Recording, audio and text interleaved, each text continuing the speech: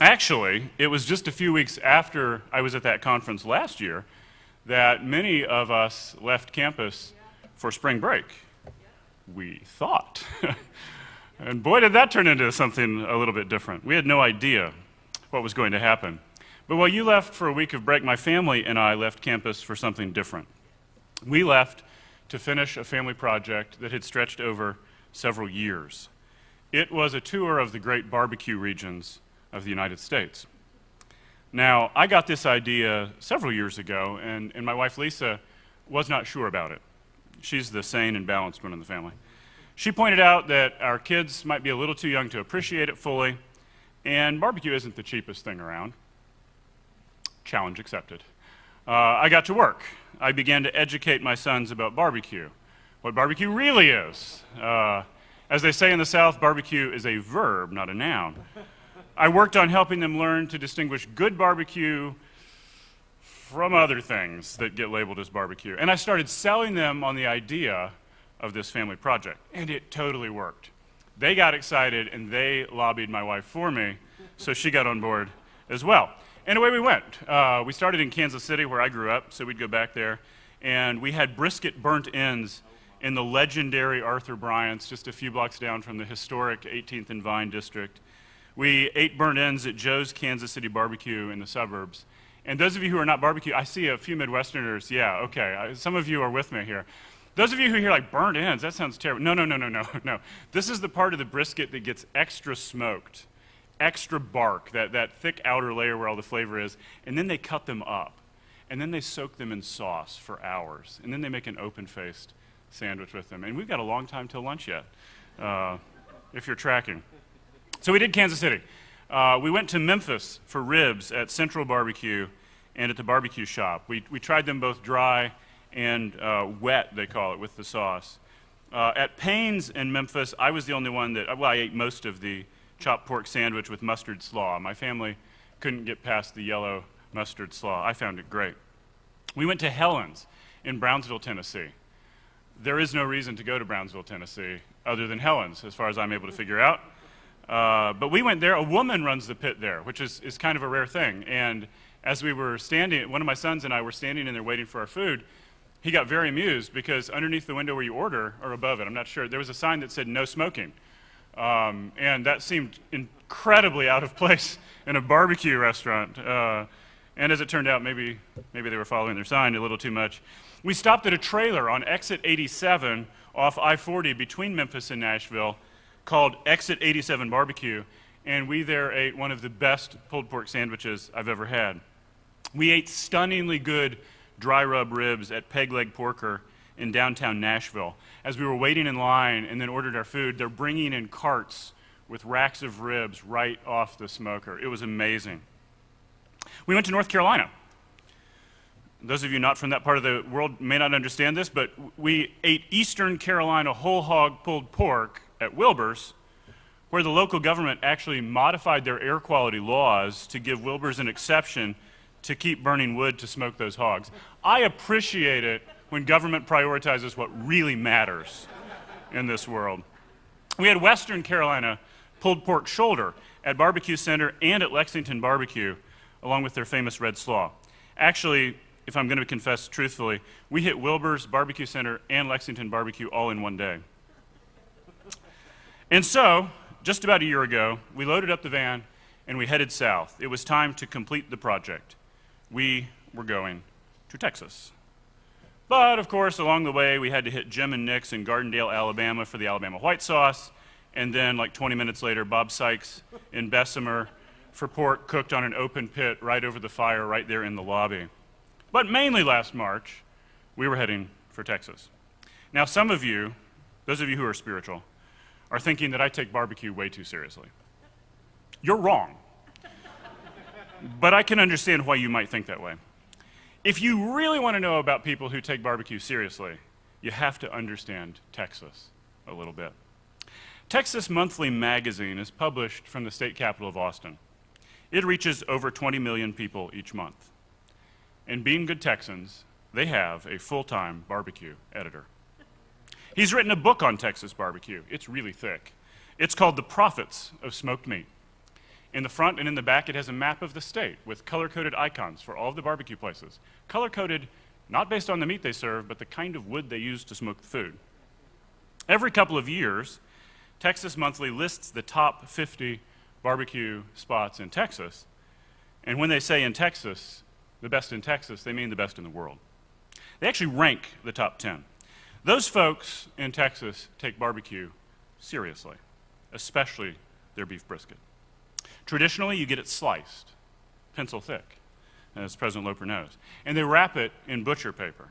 You eat it without sauce, maybe some bread, some saltine crackers, maybe some white onion or dill pickle slices, or just as it is, in all of its glory. So we headed south and west. Our tour started north of Houston. On our way out of Houston to head to San Antonio, we stopped at 2 barbecue spots in the middle of the morning. Corkscrew Barbecue, where we had brisket, and pulled pork from Jewel Rock Hogs. Yes, they care about the kind of pig they're cooking. And then we stopped at Tejas, where we had really peppery brisket and this amazing chile relleno sausage. They make the sausage in-house from brisket scraps, and they add Monterey Jack cheese and smoked jalapenos, and it was amazing. And a few days later, we were in Austin, Texas, capital of the state. Earlier that day, we'd driven north on I-35 from San Antonio. Of course, we had to stop on the way at the world's largest gas station, which has 120 pumps and is a 68,000 square foot store. A McDonald's is about 4,000 square feet, so just do the math in your head there. Somewhere between San Antonio and Austin, I had my phone out frantically trying to get through to the Franklin's Barbecue website to place an order for pickup. I got it done. So after wandering around the state, I should clarify, my wife was driving at the time, for those of you who were about to call me in. After wandering around the state capitol grounds, while of course eating barbecue from Micklethwait, another of the top 10 places, and then hitting a coffee shop, we drove up 11th Street and turned right on Branch to join the car line at Franklin's Barbecue. Now you've got to understand, if you're not, I see we have some barbecue people here, and maybe you're on this already, but if you're not a barbecue person, you may not be. Franklin's Barbecue is world famous. Aaron Franklin and his wife Stacy own and run it. It's been rated in Texas Monthly's list as the number 1 in the state, by which they mean the world, once, and I don't think it's ever been out of the top 2. When they're open for dining in, the line starts to form at 7 a.m., and they don't open until 11. Franklin smokes using only post oak wood in offset smokers. Their briskets are super high quality, purchased from only one farm in Kansas. It's all Black Angus beef. They smoke those briskets for more than 12 hours, occasionally spritzing the meat to control temperature and dryness. And then, toward the end of the process, they wrap them in foil to finish cooking. I'd watched videos about Franklin's Barbecue. I'd seen the smokers. I'd seen the brisket being sliced. I knew about the thick bark, the reddish smoke ring inside. Now, I've given you a crash course in barbecue this morning. I could go on a while longer, but this is better than nothing. I've given you a lot of detail about Franklin's, the kind of wood, the kind of brisket. So I want you to understand right now, as you sit here, you can delight in Aaron Franklin's amazing brisket because you've got all the information you need. You can appreciate how special it is. You can see that it's unique. It's different. You can appreciate fully the excellencies of Franklin's brisket. Right? By your largely blank expressions, I'm assuming you don't appreciate Franklin's like I do.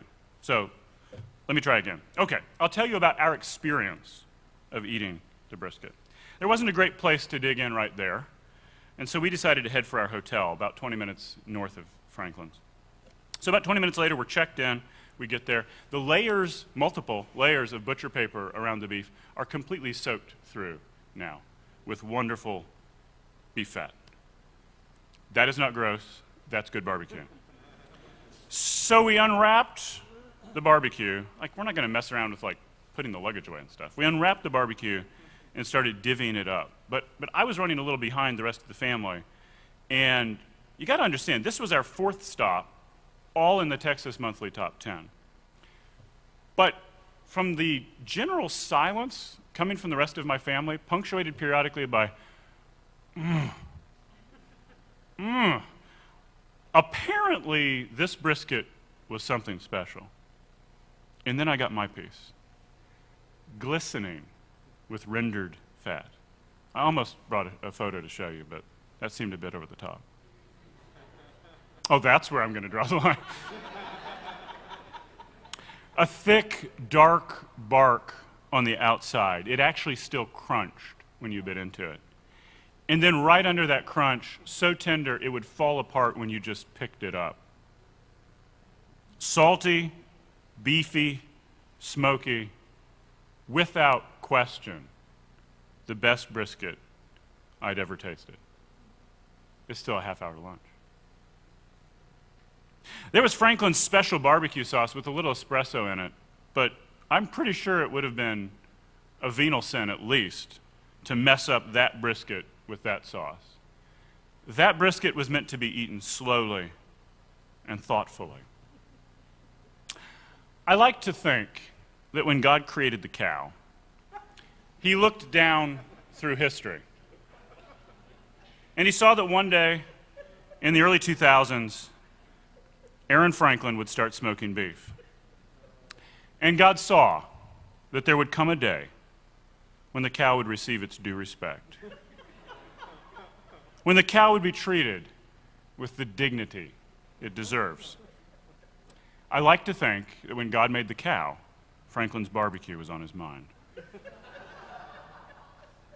Surely now, surely, after all I have shared, surely you can appreciate Franklin's barbecue.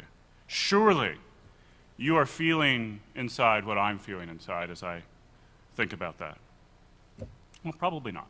Probably not. And here's why. And you're already there. You haven't tasted it. You haven't experienced it for yourself. You know, we can run into the same problem with spiritual things. It won't hurt you if you never have Aaron Franklin's brisket. I mean, let's be honest, your life will be way sadder than mine, but it won't really hurt you. But spiritually, way, way, way more important. It really matters when we get to spiritual things. This semester, we have heard amazing messages about who God is. He's Yahweh. He's loving. He's jealous. He's merciful and gracious. He's the mighty God. His name is hallowed. He's Alpha and Omega. Wonderful truth. Amazing truth. Glorious pictures of God. So you've got plenty of information about God. Now, what about delight? When we see God as he is, there's nothing undelightful. He's entirely good. He's entirely wonderful. But information by itself seems to struggle. It doesn't seem to change us. It's like we can hear it, and we can agree with it, and we can even love the truth. But then it trickles away somehow. I like how John Mark Comer puts it. He said, knowing something is not the same as doing something, which is still not the same as wanting to do something. We live in the information age. We're inundated with information. It doesn't change us. So how do we get from knowing something to wanting to do something? How do we get to the change point? I think the psalmist David understood that we need something beyond good information. Good information is important, but it's not sufficient. Here's what David said in Psalm 34:8. Taste and see that the Lord is good. Taste. That's not information. That's experience. If you look at the other verses in Psalm 34 leading up to verse 8, you see David telling us great information about God. Verse 1, he tells us that God is constantly blessable and praiseworthy. In verse 2, he says God is worth boasting in. In verse 3, God deserves to be magnified and exalted. In verse 5, God makes us radiant and unashamed. In verse 7, God protects us by camping around us. He delivers us. But how does David know all of this? Did he read it somewhere? Did he hear it somewhere? Why does he tell us this? Because he's experienced it. He sought the Lord in verse 4. He looked to God in verse 5. He cried out to God in verse 6. He tasted and he understood in verse 8. One commentary paraphrases verse 8 this way: put the matter to the test of experience. There is no other way of really knowing how good God is. Tasting, says another commentary, tasting stands before seeing, for spiritual experience leads to spiritual perception or knowledge.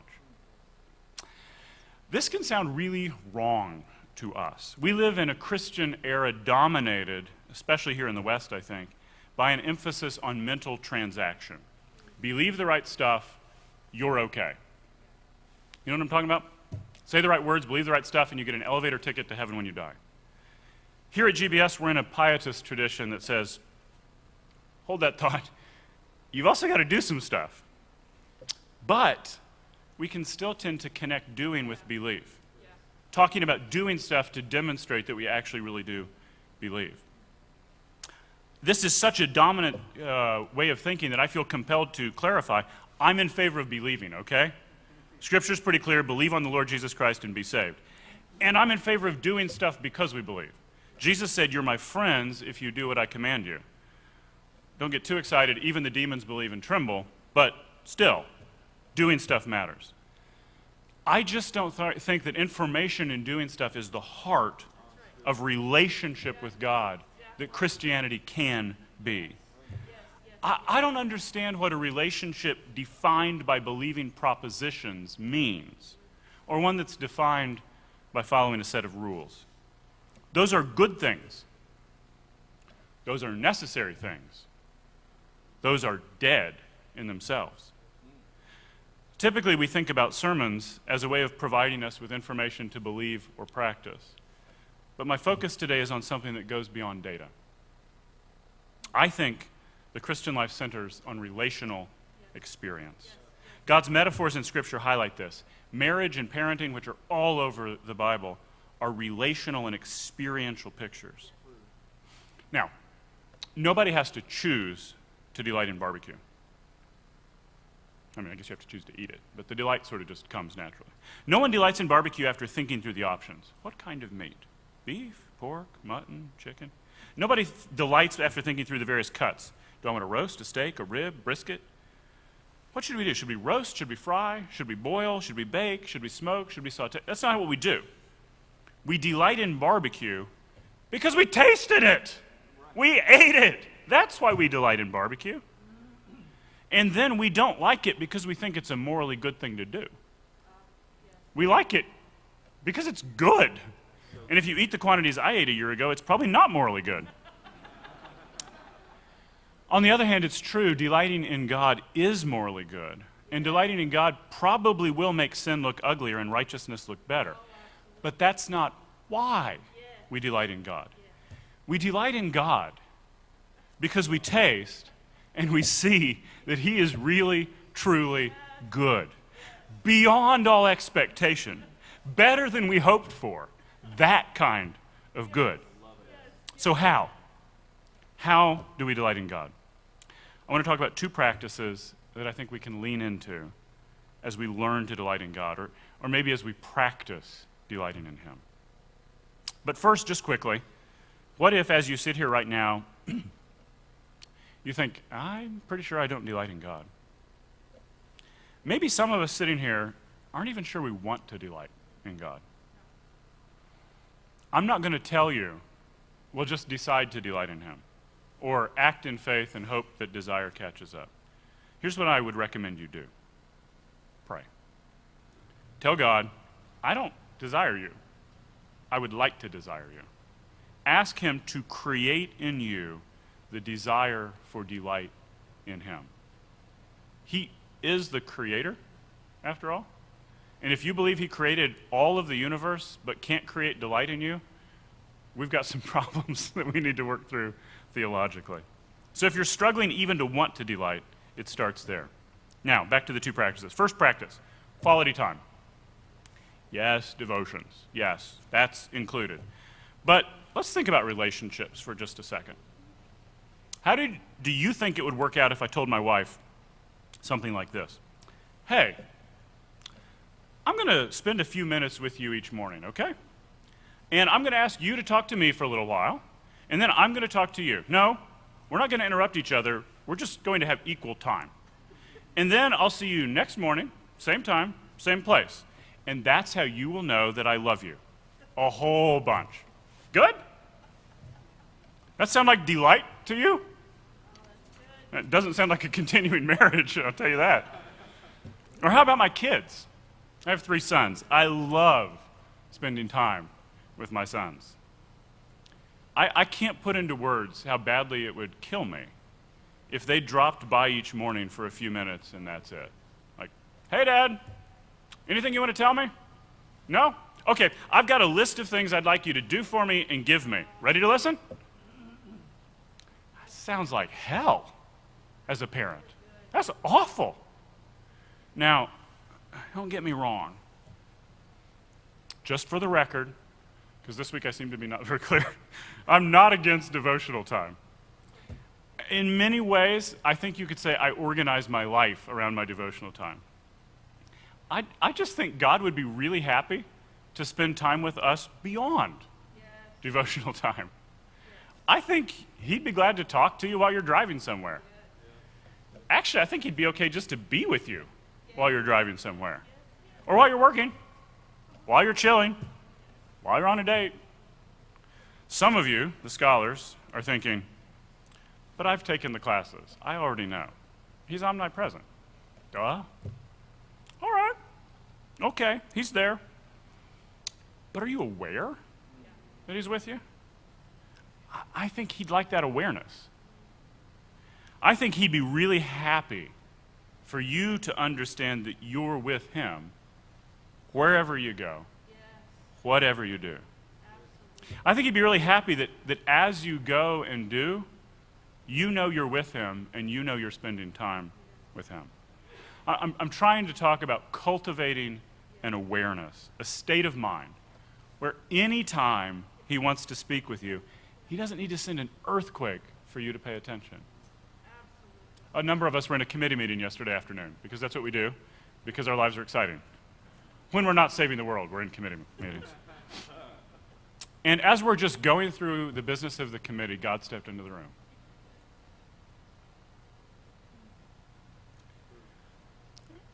There was no lightning, there was no thunder, but God was with us. And we stopped our business, and we spent some time with God as a group. Why? Because thank God I work with people who have cultivated the practice of being aware of God's presence. So they hear him easily. Let's circle back to devotions for a minute. Sometimes people say something like this: devotions will be a duty long before it's a delight. I think I know what they mean. They're trying to say it's a discipline to have devotions. And that's true. But listen, if you don't find devotions to be a delight already, please don't feel guilty. I'm not shooting at you. I'm trying to talk about how we can move, how we can grow.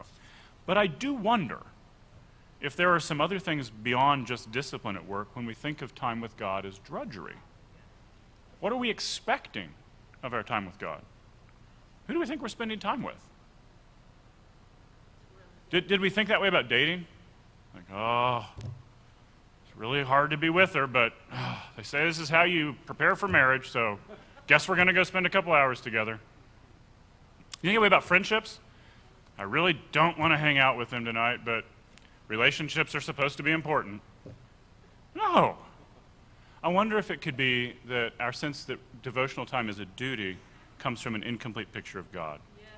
Maybe an incomplete understanding of what spending time with him is like, or what he wants from us, or what he wants to do with us. It's possible to imagine devotional time as a visit to the principal's office, or a court hearing, an interrogation. I don't know. You know what you think about when you think about devotion. So consider, how do you think about time that you set aside to be with God? How do you think about time in his presence? And speaking of how we think about time with God, how do you picture God when you pray? Chambers commenting on a verse in Isaiah, says, "The people of God in Isaiah's day had starved their imagination by looking on the face of idols." Is your imagination looking on the face of an idol? Is the idol yourself, your work, your conception of what a worker should be, your experience of salvation and sanctification? Then your imagination of God is starved. And when you are up against difficulties, you have no power. You can only endure in darkness.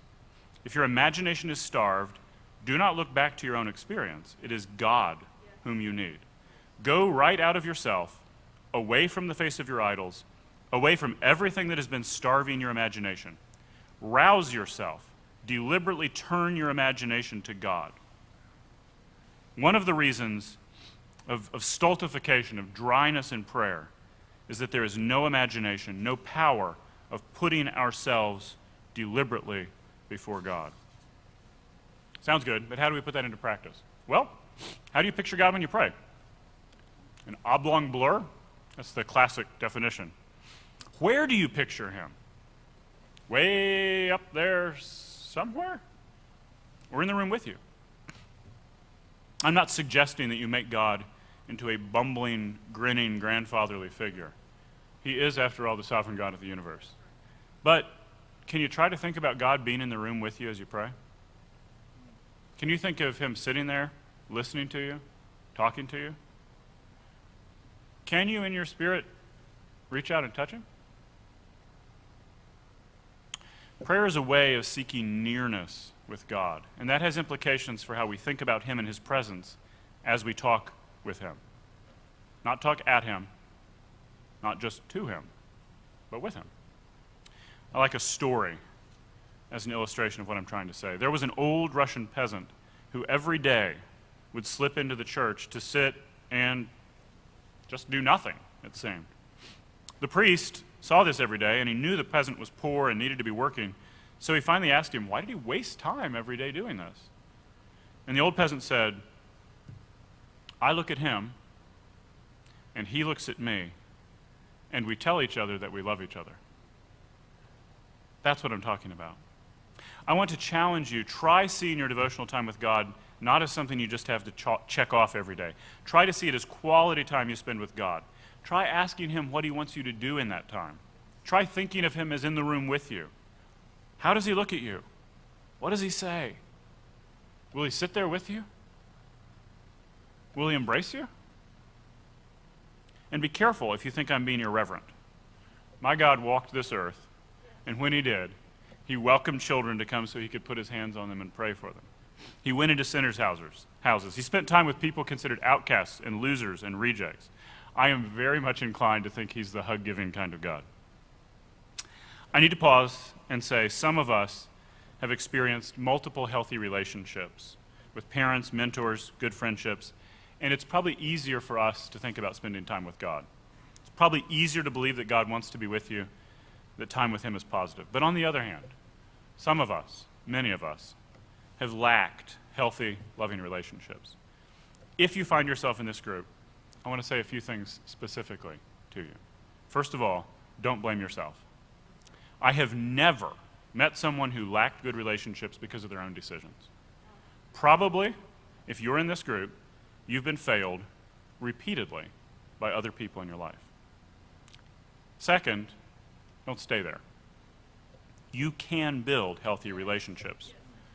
Don't do this looking for some kind of perfect fix for all your troubles. Be wise. Ideally, look for relationships with godly mentors. Plural mentors. There's danger in hearing from only one human voice. There's danger in having only one really strong relationship. Along with mentors, build healthy peer friendships. This starts by having a good shared center. Could be academic, could be work, could be spiritual or ministry interests, could be shared hobbies. Don't make it something negative, like shared grievance or shared misery. If that's the only thing you have in common, that's not going to help you too much. I'm not saying don't have friendships with others who have suffered. I'm just saying don't make the suffering the center of the friendship. Whether you've experienced healthy relationships or not, you will not automatically find it easy to give time and space to God. It's going to require a decision and practice. But our past relationships have a heavy shaping effect on how we initially think about spending time with God. Whatever your history of relationships and friendships is, I can tell you from my experience, and the experience of my friends, and the experience of Christians through the ages, God is far, far better than you can even begin to imagine. You'll never regret giving him time and space to speak into your life. You'll never regret taking the time to get to know him. Chambers says, "To those who have had no agony, Jesus says, I have nothing for you. Stand on your own feet, square your own shoulders. I have come for the man who knows he has a bigger handful than he can cope with, who knows there are forces he cannot touch. I will do everything for him if he will let me. Only let a man grant he needs it, and I will do it for him." You see? The only requirement is need.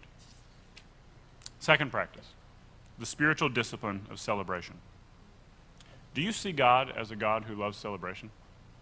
Because he is. Just consider a couple things about the Old Testament. One of his first rules for the Israelites as they leave Egyptian slavery is, you have to take a day off every week. Think how shocking that would sound to slaves. A day off? Slaves don't get days off. And even aside from slavery, it just doesn't make sense. Shouldn't we work literally as much as we possibly can to be safe and to have stuff? No. Because God says, I'm your defender and I'm your provider. So God actually commands the day off. I think because he knows we will never do it otherwise. Also, I think we have some wrong ideas and pictures of Old Testament worship. One scholar points out that before Israel went into exile in Babylon, the Day of Atonement was the only fast. All of the other feast days were feast days. That didn't mean that they always had a big communal meal or something, but they were days of celebration and rest, not mortification. I really don't think it's a stretch to say that Jewish worship as set up by God was a religion of celebration. It was marked by feasts, exuberance, joy. I think we miss sometimes that the sacrifices weren't just burnt up all the time or given to the priests. The peace offering was eaten by the person bringing the sacrifice. And so there's a sort of shared meal with God. God gets part, the people get part, they share with others around them. You know what else we seem easily to misunderstand? We don't understand that fasting is feasting. When we fast, we're not depriving ourselves to impress God. We're not paying penance to get something from God. He's the sovereign God of the universe. He's not impressed, and he certainly doesn't need anything from us. God already knows exactly, with a precision beyond our comprehension, what we need, how badly we need it, and how badly we think we need it. There's nothing we can think or do or say to give him more information than he already has. So why do we fast? Because in fasting, we're choosing a different food. We're leaving aside for a time the visible means of normal support, and we're relying on God to provide for us directly. We're testifying by our behavior that we believe God exists and that he rewards people who seek him, as Hebrews puts it. We're telling God that we literally believe we do not live by bread alone. We're seeking him for sustenance and provision and strength. We're opening ourselves for heavenly food.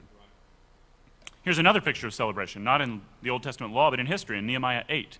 The people have found the law, they're reading it, they're weeping because they've broken it, they're so sinful, and Nehemiah's not having it. Here's what the book says. Nehemiah the governor, Ezra the priest and scribe, the Levites who were instructing the people, said to all of them, "This day is holy to the Lord your God. Do not mourn or weep. Go, eat what is rich, drink what is sweet, send out portions to those who have nothing prepared, since today is holy to our Lord. Do not grieve, for the joy of the Lord is your strength." So celebration sounds great, but how does that connect with delighting in God?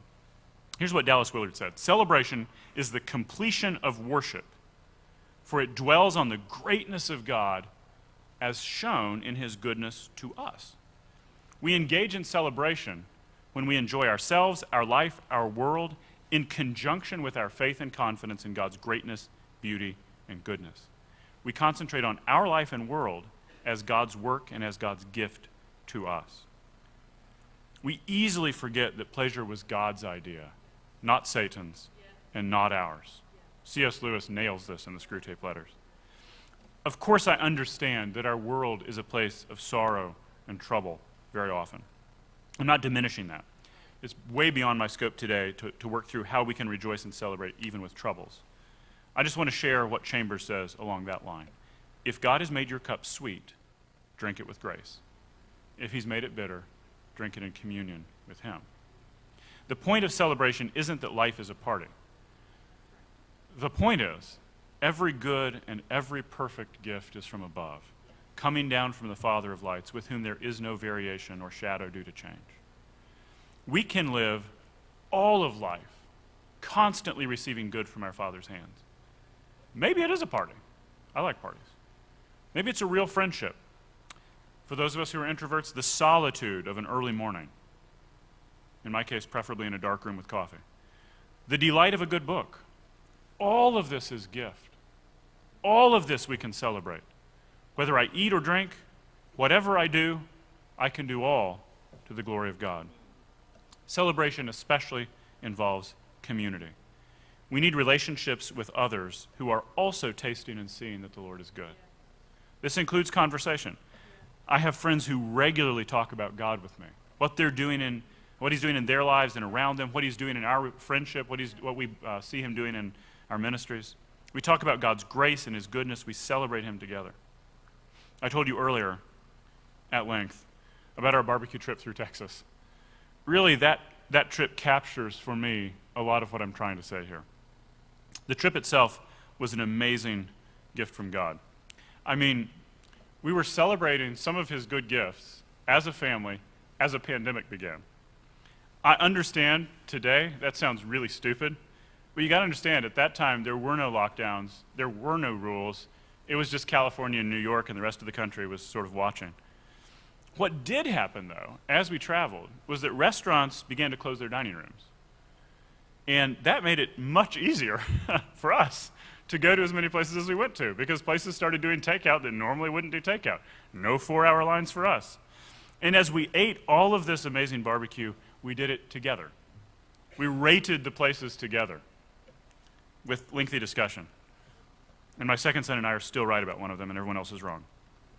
We argued, as you can tell, about their relative merits.